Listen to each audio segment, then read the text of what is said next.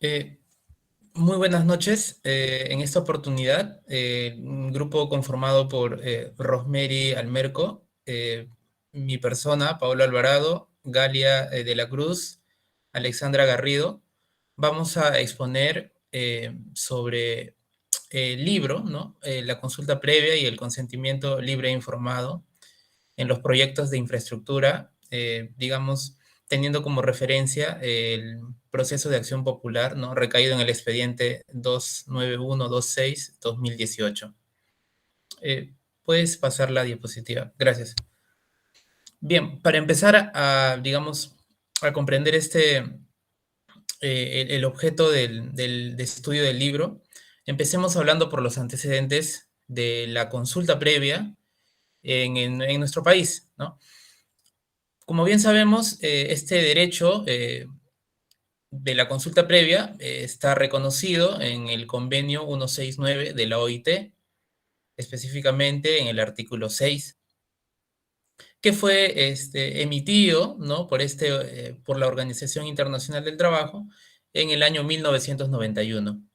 A su vez, fue ratificado en el Perú 2 años después, en el año 1993.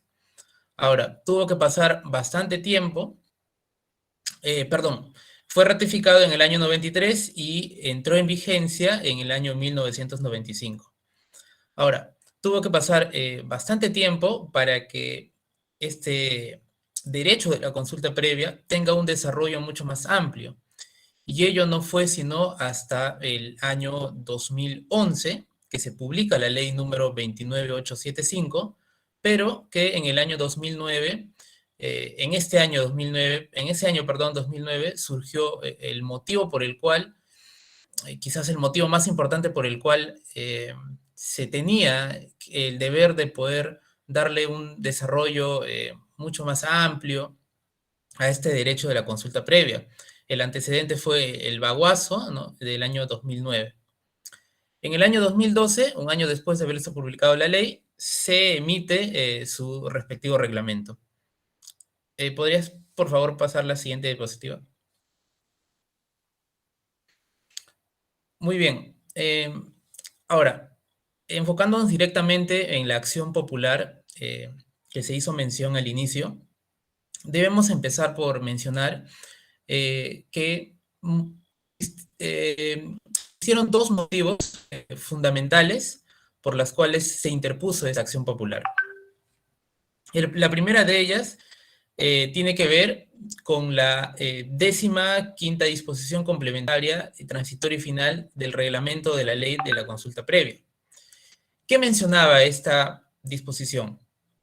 Mencionaba que hacía una excepción de exoneración de la consulta previa para los casos de servicios públicos.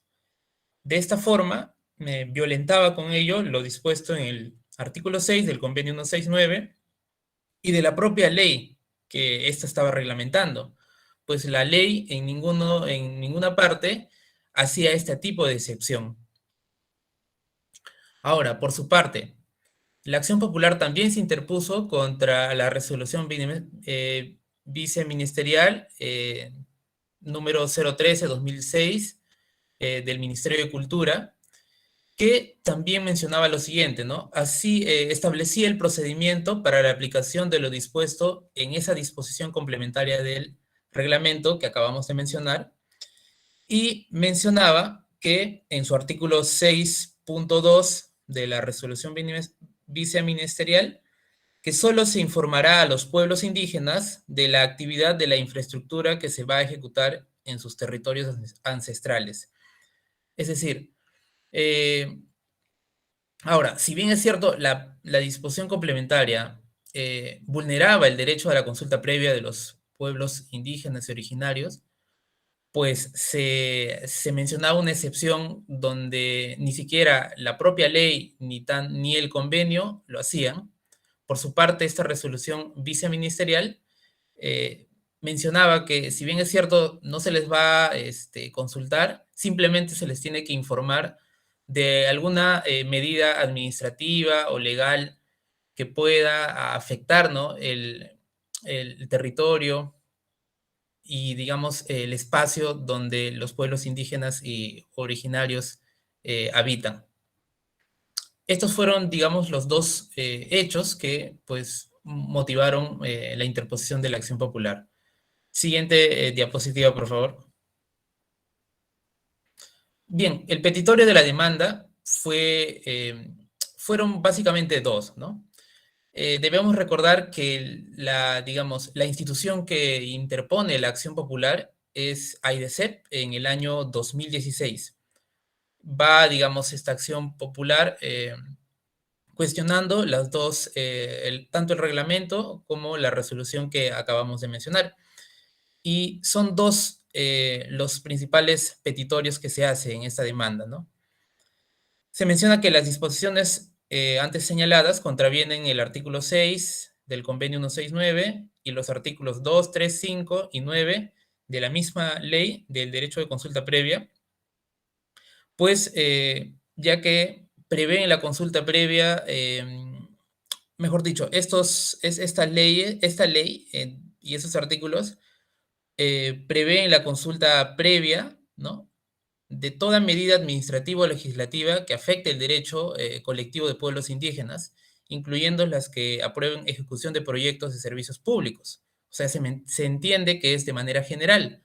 Como volvemos a repetir, ninguna hace una excepción, como sí lo hace el reglamento. Entonces, así, ambas disposiciones infralegales desnaturalizan la norma de mayor jerarquía y pues que hacen exoneraciones no previstas, ¿no? Ahora bien, también otra de las pretensiones se refiere a que el Estado debe informar, ¿no?, a las comunidades nativas y campesinas acerca de todas las posibles consecuencias y los mecanismos de participación que deben tener estos pueblos eh, cuando la decisión a tomar requiera el conocimiento e información de documentos de cierta complejidad técnica, deberá tomar las medidas que sea correspondiente para que puedan entender de la mejor manera posible. La siguiente diapositiva, por favor. Ahora, respecto a la contestación de la demanda, recordemos que la demanda se interpuso ante el Ministerio de Cultura. Menciona, digamos, también de manera resumida, se puede resumir su postura en dos argumentos, ¿no? Se dice que una consulta previa en temas de servicios públicos, cuando se intente, digamos, realizar una obra, que esto va a ser objeto de servicio público, dice el Ministerio de Cultura que retrasaría la implementación de esas medidas que no solo tienen por finalidad garantizar los derechos de los individuos que integran los pueblos indígenas u originarios, sino el derecho a la educación, por ejemplo, ¿no? Otro de los argumentos que se da en la contestación de la demanda es que se dicen ellos que deben establecerse medidas a través de normas de la norma impugnada para que la prestación del servicio público de salud no se vea interrumpida, ¿no? Por ejemplo, también mencionaban temas de educación, temas de salud. Y dice, ¿no? Añade lo siguiente, las medidas no tienen por objeto desconocer el derecho a la consulta, sino garantizar la vigencia de otros derechos fundamentales que contribuyan a un desarrollo integral y un ejercicio pleno y libre. Lo que nos da a entender con esta postura del Ministerio de Cultura es que ellos aducen de que existiría una colisión de derechos fundamentales, ¿no? Por ejemplo, de educación y de salud contra el derecho de la consulta previa. Entonces, si existiría una colisión, se podría hacer, digamos, un análisis de proporcionalidad y de repente ahí podría ceder, ¿no? Y optarse por dar, digamos, una mayor prevalencia en ese caso en concreto a los derechos de educación o salud que puedan traer estos servicios públicos. Pero esta posición es cerrada, pues el derecho a consulta previa no colisiona con el derecho a la educación y el derecho a la salud. Más bien, podría decir que son complementarios y que siempre van a ir, o digamos, en muchos casos pueden ir de la mano sin colisionar. Entonces vemos aquí una postura, digamos, bastante errada de la parte demandada. Siguiente, por favor. Diapositiva. Bueno, en la segunda instancia se apeló, digamos, a esta. Recordemos que en primera instancia se declaró infundada, improcedente, perdón, la demanda. Y bueno, para no dilatar más el tiempo, eh, se dijo, ¿no? En la segunda instancia, que la sentencia de la primera instancia resolvió en los términos similares a las posturas que hicimos referente al Ministerio de Cultura. Además, cabe mencionar que la sentencia de primera instancia carecía de motivación, pues nada se dijo de los estándares internacionales de consulta previa. Y el artículo 6 del convenio 169, como ya lo dijimos, no hace ninguna excepción, por lo tanto, la postura que se contemplaba en ambas disposiciones reglamentarias era contraria al convenio 169 y a la propia ley. Bueno, voy a dar pase a mi siguiente compañera, perdón, para que pueda seguir exponiendo.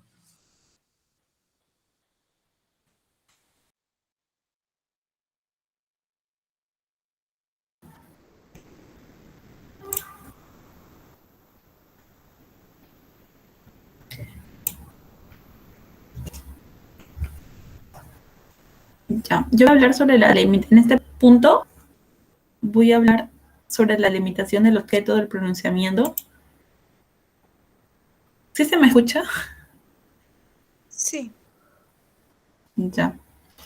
Con respecto a ello, es necesario, bueno, lo que se menciona es que los puntos que se están, lo que se quiere, busca la sentencia es ir contra estas dos normas que están vulnerando lo que es la consulta previa, que viene a ser la quinta disposición. Disculpen, es que Milagros Elagio, no puedo cambiar de diapositiva. Un momento, por favor.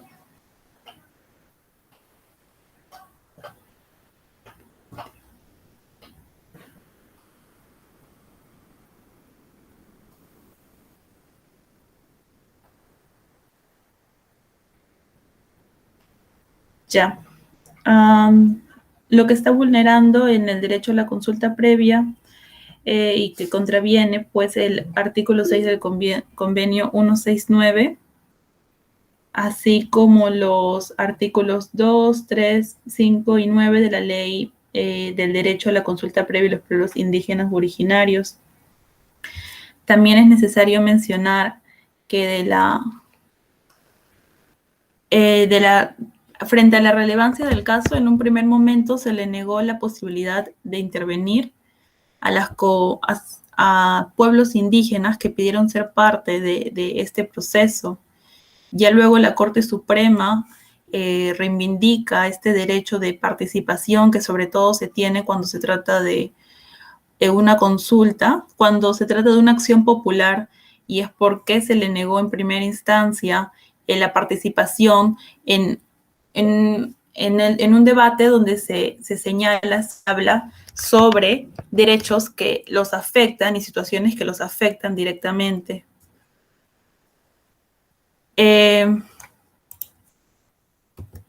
Sobre el control de convencionalidad, constitucionalidad y legalidad en la acción popular, es de mencionar que ha habido en el rango, no se ha respetado, ¿no? Que se tiene que entender de que al pedir la supresión de una de las normas que en este caso, ¿no? De la quinta disposición, también se coligue que la otra norma también estaría vulnerando el mismo derecho y por ende, cuando se habla de las disposiciones de derecho interno, hay que tener un análisis también de cuáles son las obligaciones internacionales por las que ha adquirido, ¿no?, el Perú, y que estas deben ajustarse a estas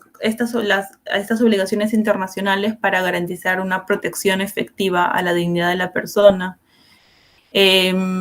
con esta sentencia, el control de convencionalidad se ha ampliado a la jurisprudencia vinculante de la Corte Interamericana de Derechos Humanos, para evolucionando de un control concentrado a cargo de la referida Corte a un control difuso e interamericano a cargo de las autoridades nacionales del Estado peruano, especialmente en lo que compete a los magistrados, jueces y fiscales.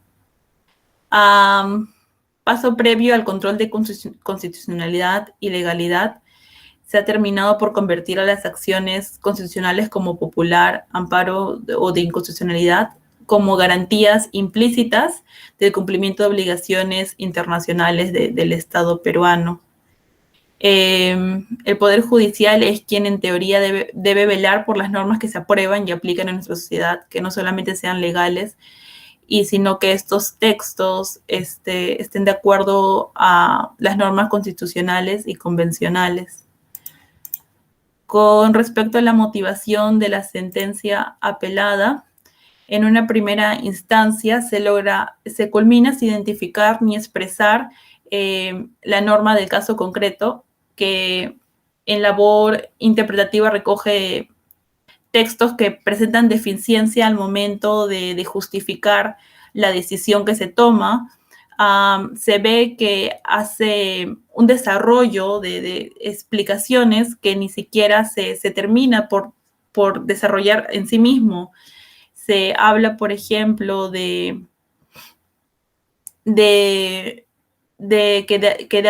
menciona que de haber un acuerdo no se requiere someter a la consulta previa y que, a contrario sensu, de no llegar a un acuerdo se procederá a la consulta previa, y finalmente esta afirmación no explica, ¿no?, la afectación de lo que se está produciendo en la jerarquía de las normas alegadas por la parte actora del Poder Judicial. Se critica que no haya un debido análisis fundamentado, que no hay un control de convencionalidad, constitucionalidad y legalidad. Por lo mismo que se pide, ¿no?, que esto sea revocado. Se presenta una deficiencia en lo que es la elaboración de las premisas normativas, así como en la corrección material de las mismas. Por último,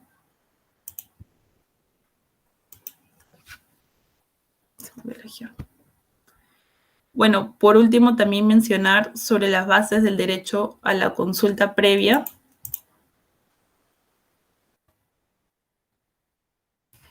De los pueblos indígenas originarios, al final, cuál es un punto central, de que si queremos garantizar el derecho de por sí, ¿no?, a la dignidad humana y el derecho a una expresión, la expresión del ser humano como si en un ámbito político, social, económico, hay que garantizar el derecho a la consulta previa. Es deber del Estado dialogar y comprender en sus políticas estos sujetos de derecho que tienen una identidad propia y distinta de la sociedad en general, que merece ser respetada y protegida, como en el caso de los pueblos amazónicos, andinos, afroperuanos. Este derecho a la identidad cultural también supone entender el derecho a la consulta previa de estos pueblos indígenas y originarios, y que se debe partir por entender que es un atributo consustancial a la persona, pues le va a permitirse desarrollarse en los ámbitos que mencionamos anterior. Al entender como base que este derecho a la consulta previa busca proteger más allá de solamente si va a ser afectado un terreno, el medio ambiente, sino que también está protegiendo la identidad cultural, ya que con esta protección se aspira a lo que es una sociedad multicultural y que busca respetar y alentar la diferencia cultural y el derecho a la realización individual. El Estado debe promover políticas de interculturalidad que lleven a los pueblos a sentirse parte del Estado de manera real, lo que sería con una consulta previa, donde ellos mismos puedan elegir, no como en la sentencia, lo que las normas que se están que se pretenden, que se logran revocar, es que el Estado elija por ellos sin que ellos ni siquiera tengan la oportunidad de decidir en quién es el que está diciendo por ellos, ¿no? Le doy pase a mi compañera Galia.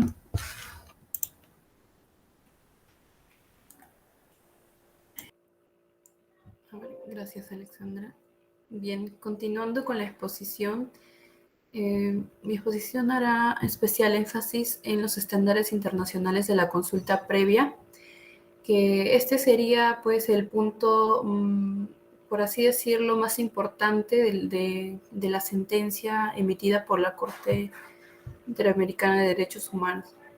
Bien, la Corte ha especificado criterios internacionales, ¿no?, para un debido comportamiento, unas debidas conductas de los estados en atención al efectivo respeto del derecho a la consulta previa de los pueblos indígenas. Okay. Y estos pues han sido llamados precisamente los estándares internacionales, que si bien a partir de este año vendrían a tomar importancia, ¿no?, para el futuro, estos van a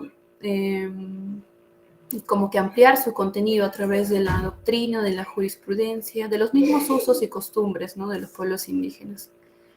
Bien, entonces, como señalaba, estos estándares internacionales son pautas fijadas como criterios de evaluación a los cuales los estados deben seguir diligentemente para poder aplicar la consulta previa. Estos estándares son 14. Empecemos por el primero. Siguiente, por favor, Alexandra. Alexandra. Siguiente, por favor.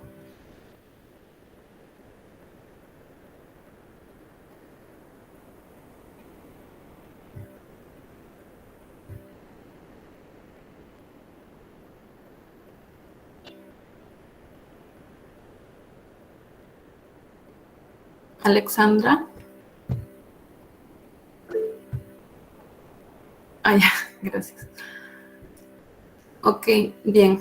El primer estándar sería, ¿no?, que menciona, se debe efectuar la consulta previa a los pueblos interesados cada vez que se prevean medidas legislativas o administrativas susceptibles de afectarles directamente. Esto, de alguna manera, la Corte está, digámoslo, obligando a los estados a consultar previamente a los pueblos indígenas ante cualquier medida legislativa o administrativa que esté relacionada precisamente a los pueblos indígenas, a uno de ellos o también algunos, ¿no?, dependiendo de sus territorios. Esto debe hacerse antes de su aprobación para evitar pues que se vulneren derechos fundamentales y derechos colectivos de los pueblos indígenas. El segundo estándar nos refiere que la consulta previa debe efectuarse a los miembros individuales de los pueblos indígenas y tribales y a los pueblos como un todo, debiendo tener la oportunidad efectiva de participar individual o colectivamente. ¿Qué quiere decir esto? Pues que los estados realicen consultas previas en el espacio o territorio que ocupan estos mismos. Cuando refiere que se haga de manera individual o colectivamente, implica que los niños, los adolescentes, los jóvenes, los adultos y ancianos participen efectivamente en, por ejemplo, las elecciones de sus representantes y conozcan a plenitud la información detallada y plena, ¿no?, de lo que se quiere aplicar en sus territorios. Entonces, estas decisiones que se vayan a tomar respecto a las medidas que el Estado quiera aplicar van a ser, pues, no solo con un grupo de jefes de repente elegidos antidemocráticamente, ni tampoco con intervenciones del Estado, sino que Efectivamente debe ser una elección libre, democrática, ¿no? Realizada mediante, pues, mediante la participación colectiva, y también que ésta sea en el espacio y no, pues, a través de una conexión de internet. Bien, con respecto al tercer estándar, se refiere a que si no se cumple con la exigencia no se cumpliría con la exigencia del punto 2 cuando algunos miembros de los pueblos no tengan un rol efectivo en la selección, en la autorización o instrucción de supuestos representantes. En ese caso se tiene por incumplido el requisito de participación plena del pueblo interesado. Ello asegura de que de no efectuarse la consulta previa, tal como le indica el punto 2, no será considerada válida la propia consulta, ¿no? No habría plena certeza de que los pueblos indígenas hayan elegido libre y democráticamente sus representantes, y estos, pues, a su vez, adopten unas decisiones conforme a los usos y costumbres que los mismos pueblos indígenas, ¿no?, a los cuales representan. Bien, como cuarto estándar, siguiente, por favor. Como cuarto estándar se dice que no se cumple el requisito de participación plena si la consulta solo se realiza a una determinada banda, clan o segmento del pueblo interesado, sin mandato de las bandas, clanes o segmentos, o cuando no se desarrolla la consulta apropiadas entre los miembros de todo el pueblo al momento de adoptar decisiones sustanciales sobre tales derechos e intereses, en particular cuando las decisiones conllevan la extinción de los derechos sobre los territorios ancestrales. Precisamente porque esto refiere a la consulta previa, requiere que la totalidad de la colectividad sea consultada, es decir,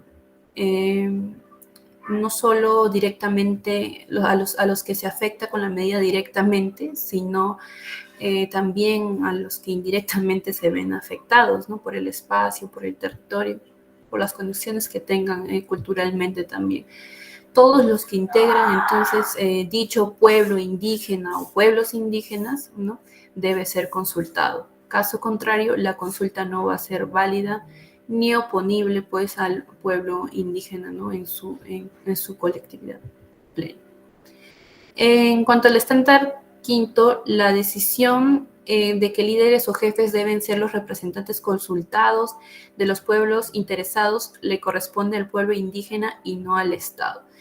Es precisamente lo que se mencionaba anteriormente, de que el Estado, pues, no tiene que tener ninguna injerencia en la elección libre y democrática de los miembros de los pueblos al elegir sus representantes para llevarse a cabo la consulta previa.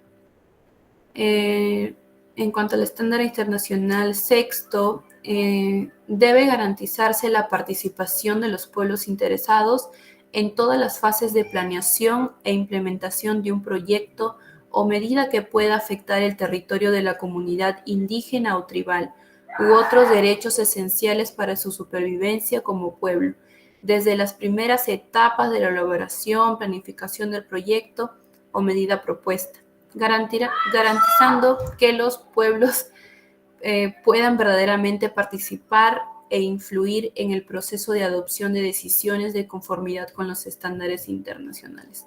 Este estándar, pues, está relacionado con el contenido mismo del derecho colectivo a la consulta previa y establece que en todas sus fases de planeación, implementación de un proyecto o medida que pueda afectar estos territorios de los pueblos indígenas o tribales, se deba consultar, pues, por ejemplo, las concesiones y sus modificaciones, el estudio de impacto ambiental, planes de abandono o cierre de actividad, ¿no? Entonces deberá consultarse también desde las primeras etapas de elaboración y planificación del proyecto o medida, garantizando, pues, que los pueblos participen democráticamente en la planificación del mismo proyecto, ¿no?, influir en el proceso de la adopción de decisiones para un mayor y eficaz resguardo de los derechos indígenas y tribales.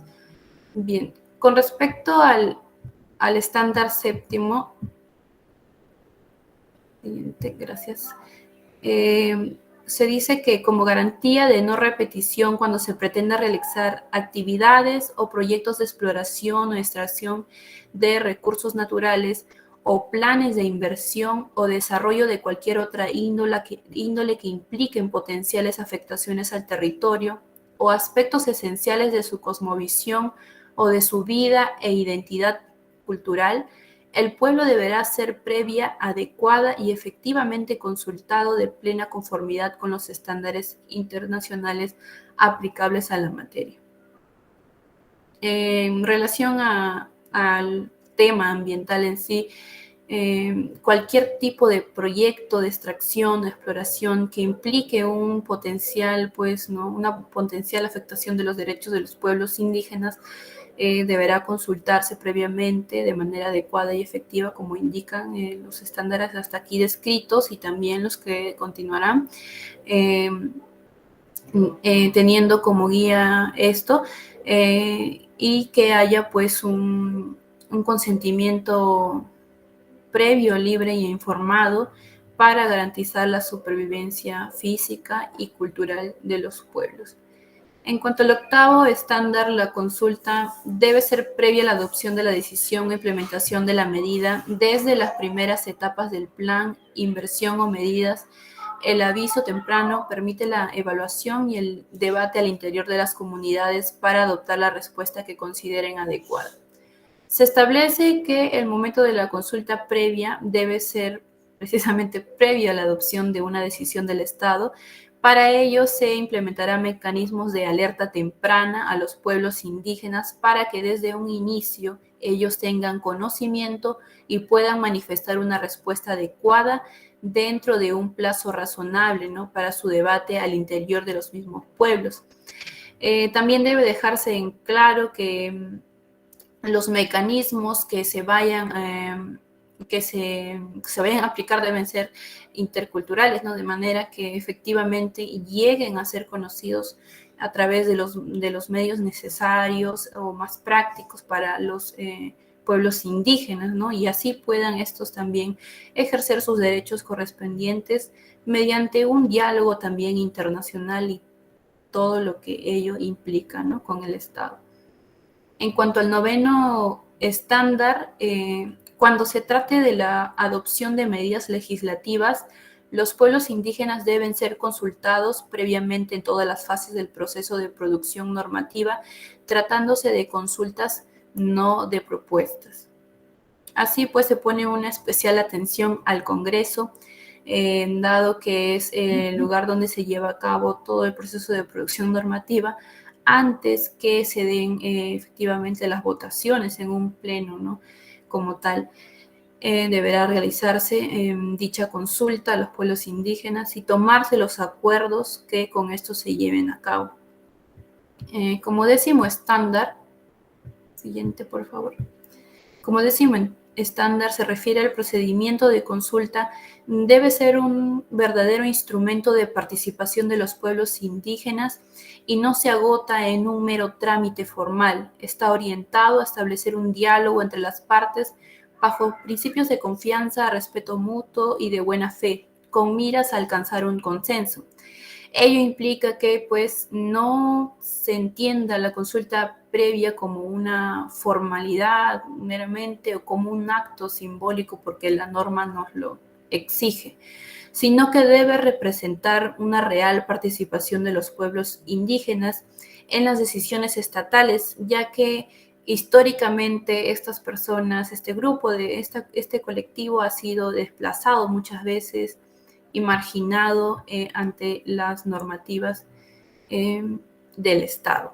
Por ello, el Estado ahora, y desde hace mucho tiempo en realidad, debe haber procurado y debe, con estos criterios internacionales, procurar, ¿no?, de buena fe alcanzar acuerdos, consensos con los pueblos que se vean afectados ante una posible medida y tratar pues de no afectar su identidad.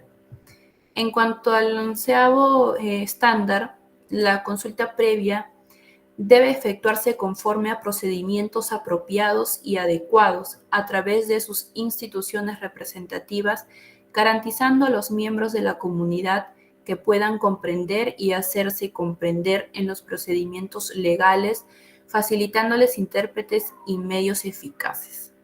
Es decir, si la consulta previa va a ser de buena fe, se entiende que para llegar a consensos debe garantizarse el pleno entendimiento entre los pueblos indígenas y las autoridades estatales. Esto quiere decir que el Estado va a prever no solo toda la información de la medida de manera eficaz,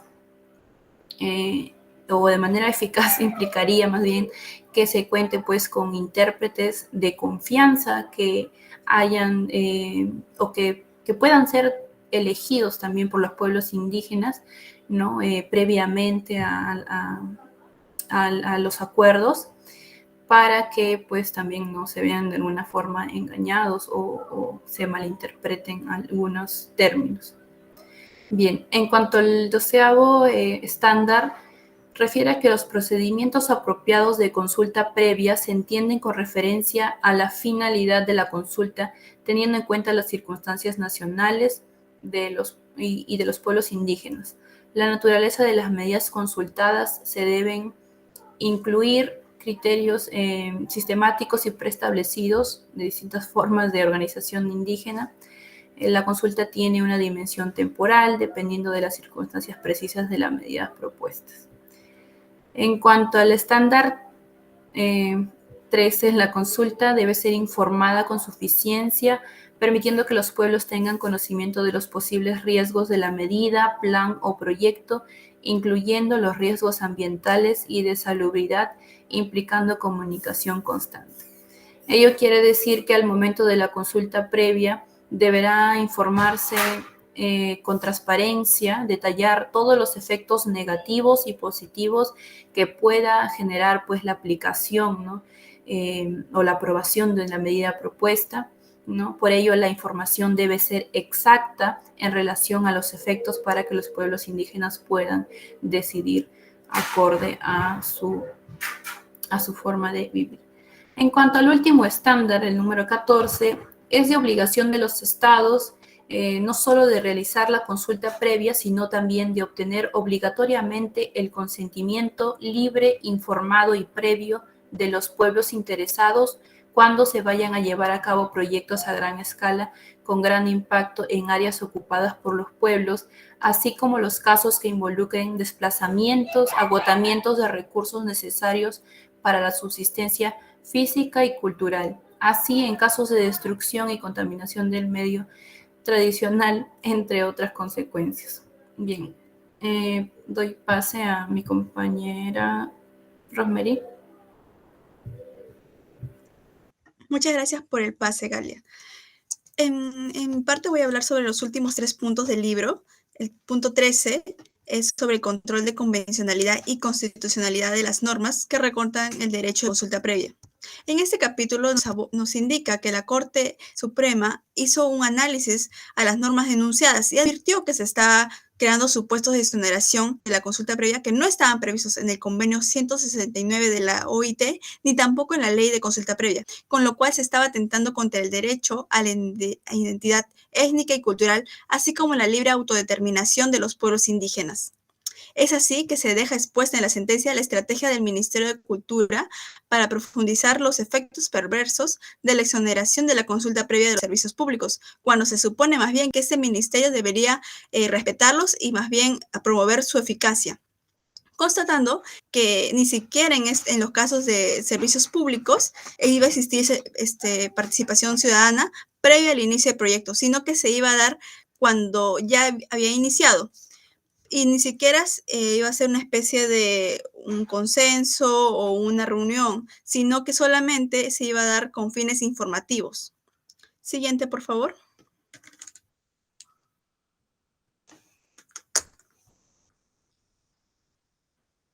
Bien, es así que el tribunal advirtió en la sentencia que de ninguna manera la consulta previa puede ser sustituida mediante coordinaciones con pueblos indígenas, puesto que el diálogo intercultural implicaba ser desarrollado dentro de un plazo razonable, contando con información suficiente y adaptabilidad a cada pueblo, puesto que recordemos que cada pueblo tiene un dialecto distinto y maneras de comunicarse totalmente diferentes, por lo que se debe tratar de llegar a acuerdos vinculantes y a su consentimiento libre, totalmente e informado.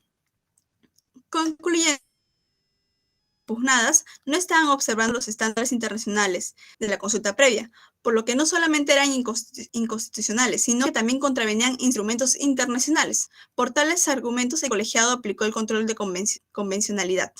Siguiente, por favor. Es en base a estos argumentos que la Sala de Derecho Constitucional y Social Permanente de la Corte Suprema, compuesta por los vocales Pariona Pastrana, Arias Lazarte, Rueda Fernández, Toledo Toribio y Bermejo Ríos, revocó impugnada emitida por la segunda sala especializada en lo civil de la Corte Superior de Justicia de Lima, que había declarado infundada la demanda, reformándola y declarándola fundada la demanda de acción popular, y en consecuencia dispuso la expulsión del ordenamiento jurídico de dichas normas cuestionadas y declaró la nulidad con efecto retroactivo, es decir, como si nunca hubiera existido, retrotrayendo todas las cosas a su estado anterior. Siguiente, por favor. Bien, sobre las consecuencias y repercusiones de la sentencia y también respondiendo a la pregunta de cuál es la importancia de este caso, debemos tener en cuenta que mediante esta sentencia se logra el reconocimiento de los 14 estándares que muy bien ha expuesto mi compañera Galia para la aplicación de la consulta previa y el consentimiento libre e informado, puesto que estos deberán ser observados por el Estado peruano de manera totalmente obligatoria si es que no desea incurrir en responsabilidad internacional por falta de diligencia ordinaria. En esta sentencia se señala expresamente que tiene carácter vinculante, puesto que y esto conllevaría a una mayor protección de los derechos colectivos e individuales de las poblaciones originarias. Siguiente, por favor.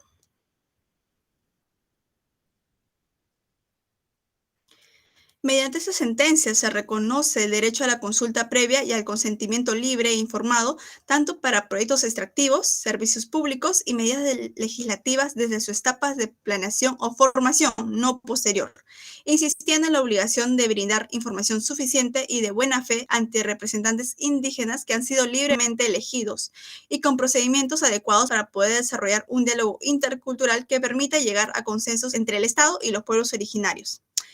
Y a manera de conclusión y dando la opinión grupal, nosotros consideramos acertado la decisión de la Corte Suprema, puesto que era evidente que la 15ª disposición complementaria transitoria y final de reglamento de la Ley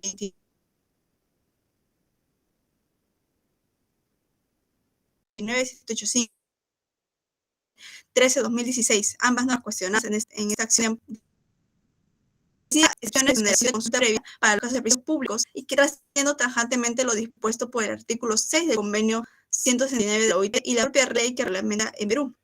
Esta sentencia, tal como ha sido desarrollado ampliamente durante toda la exposición, es importante porque estableció vinculantemente a todos los poderes públicos a respetar este derecho de consulta previa y mantener como deber obligatorio la aplicación de los 14 estándares internacionales para la aplicación de consulta previa basada en la jurisprudencia de la Corte Interamericana de Derechos Humanos. Muchas gracias.